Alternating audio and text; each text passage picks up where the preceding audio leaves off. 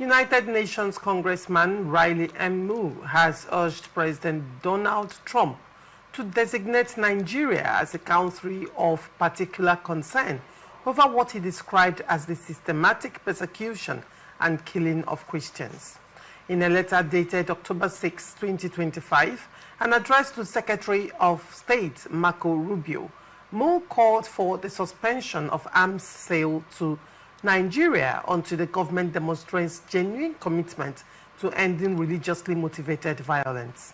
Citing reports from Open Doors and humanitarian groups, Moore claimed that over 7,000 Christians have been killed in Nigeria in 2025 alone, while 19,100 churches have been destroyed since 2009.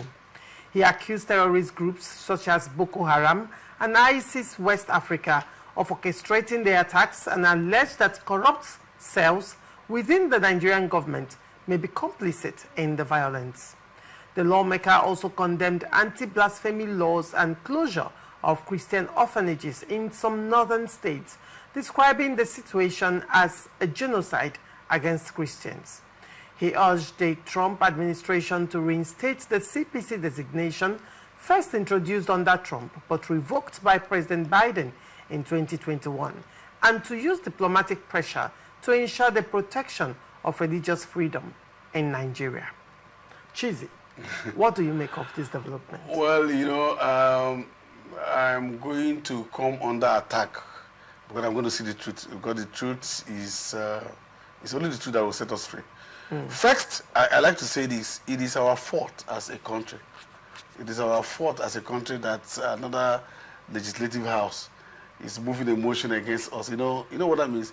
That is saying, oh, please don't sell arms to Nigeria. Can they say don't sell arms to China? Do China have any business dealing with them, on arms? That's because we have refused to develop our own technology. That's the problem. It's because we have refused to develop ourselves, we have refused to call ourselves something. This is not about politics, but this is about Nigerian government from 1960 to today.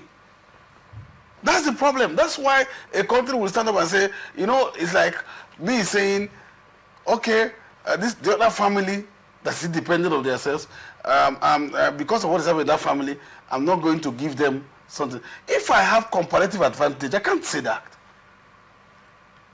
If we have developed, what do we need those arms for? To kill who? Don't forget, the meaning of Boko Haram itself is, that civilization is sinful against Western education, isn't it? Isn't it? It's because, yes, of course, it's by the Islamic group that formed it. I once said to people, you know why I'm not, how do I say it? I'm not manipulated into accepting this Christian Islam thing. Yeah. I'm not manipulated into it because I knew that when I was in Abuja in the northern states, the early 2000, it was, everybody was coming to Port Harcourt, it was like, oh, you will die. Why? Because of the militants. And the militants were all Christians. If Christianity is about name, first, if Christianity is about being a Kingsley, a Victor and all of that, the militants that frustrated Nigeria today were all Christians. They go to church because our definition of Christianity has been those who go to church. And then the definition of Islamism, the Muslim, is about those who can go to mosque or those who answers Muhammad or whatever.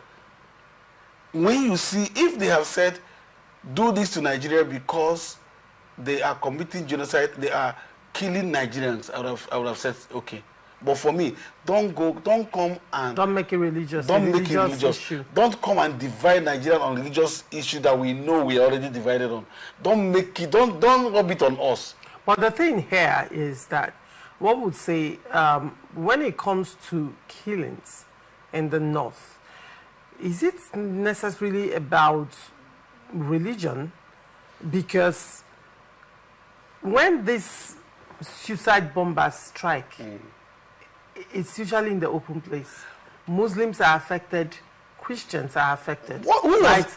And the killings, when they enter villages to kill, raid, I mean, isn't that mixed religion? That's what I'm saying. So how were they able to separate, let's say, for example, Yewata massacre. Yeah. The Yawata massacre. How were in Benue State? How were they able to separate the Christians from the Muslims? Would one say that Yawata massacre was a religious-based killing, right? Or is that a narrative that they want to sell out there? That's what I'm telling you. That, in fact, in this Boko Haram thing, who was the first cleric that was killed by Boko Haram? Was an Islamic. What's it called? What's this cleric called? You know, there's something they call them. When you have like Imam. It was an imam, a scholar, an Islamic scholar, who was upfrontly, you know, preaching against them. That was the person they went to mosque to whisk. It's also when people talk about both Christians. Yes, let me tell you why. Sometimes it affects the Christian more because you see, for instance, a Muslim can just come in here and do his prayer in 2 minutes, and he's gone, right, without you knowing. But the Christians will be here in mass and then create, you know, an awareness that people are there. And of course, in that issues, you see, as soon as one would say if you're going that way, one would differ because the Muslims have time for their prayers. They have designated places. They have mosque that they go to for prayers. How many times have you heard that mosques were raided? But in terms of killings, some killings in the north, there have been religious-based killings actually, where churches were raided, the members of the churches were massacred. In some cases, people did not make it out alive, including children. Have there been religious-based killings in the north? The question is yes, there have, and there are evidences to that effect. But the way I'm looking at is generalizing killings and insecurity in Nigeria as religious-based killing or insecurity. One would question that because it is not about religion at this point. There have been religious killings. Religious killings are still going on. But insecurity in Nigeria goes beyond religion. Now, yes, I agree with you. You know, when you say, like I said earlier on, if they had come to talk about the killings in Nigeria, without raising that sensitivity issue of religion and all of that. Because when you want to Nigerian government to, Nigeria to help themselves, you're weakening us by dividing us. Do you understand? Even though somehow we know the sentiment is there, but you are weakening us the more. You're not helping us. And it looks like they want to help us. You know why they want to help us? Because they have interest in where the Boko Haram stays. They have interest in our mining. They have interest.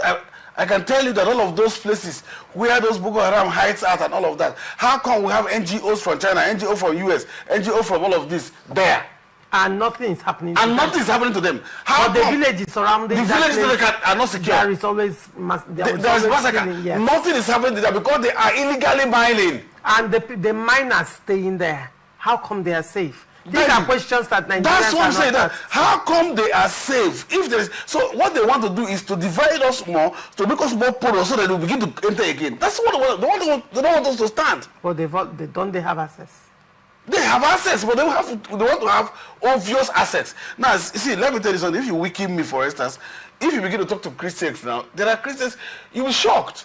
You know, I thought that if you go to certain places of the north, if you go to the north, you will see Christians in drones everywhere in the north. So as soon as you raise that sentiment again, and it looks like a country like US is supporting this Christian thing, you begin to see us fight ourselves and balkanize us the more. They don't want us as a country. They want us to be weakened the more.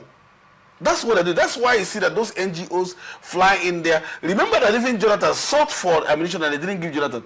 Yet they gave to all those people. Those militants who are giving them, those Boko Haram who are giving them ammunitions, those sophisticated ammunitions, they are the ones giving them. It is the West that is giving them.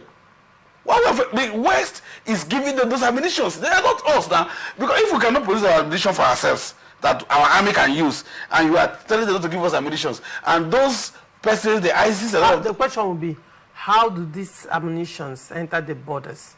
How are they, even if they entered border, they landed in the ports? How are they cleared? How are they distributed within Nigerian space? That should be the question. No, see, let me tell you something. So is there a cabal? What is going on? No, they do have. What I'm saying, you cannot remove certain persons in Nigeria, cabals in Nigeria, out of these things. No, you can't, including the miling that's happening in Zamfara and all of that. You can't remove Nigerians. You can't remove in everywhere. But I'm telling you that they are the ones, because we don't produce arms now. They're the ones who are giving arms to. You know, normally, a country is not supposed to sell arms to individuals. How are these people getting those sophisticated arms that they do have? It's still from them. Because they want to mine. I am not saying that we should relax. We are not doing well as a country, whether you like it or not, security-wise. We have not done, not Tribu, all of us, especially from 1999 to today, when the Boko Haram started obviously coming up. Boko Haram actually started in 1981 or 82 when Shagari fought.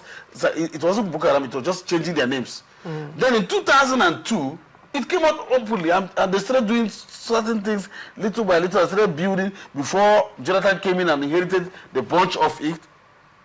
And then today, it's like this. It's becoming an institution. And so what has made it, and all of this period they have been miling, the communities between the borders cannot go.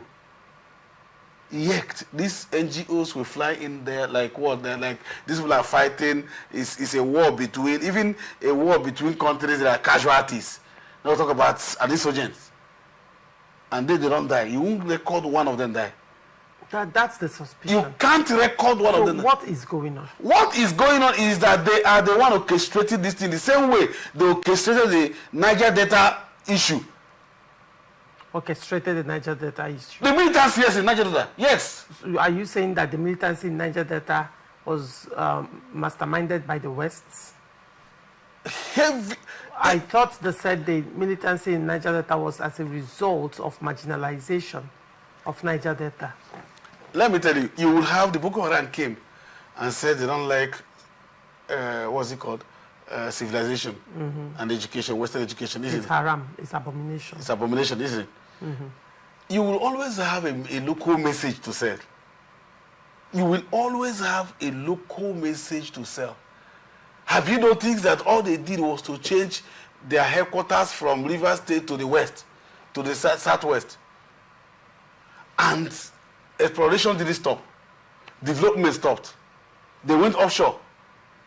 Those explorations didn't stop. There have not been any record of a time where they were not drilling offshore. They know what they were doing.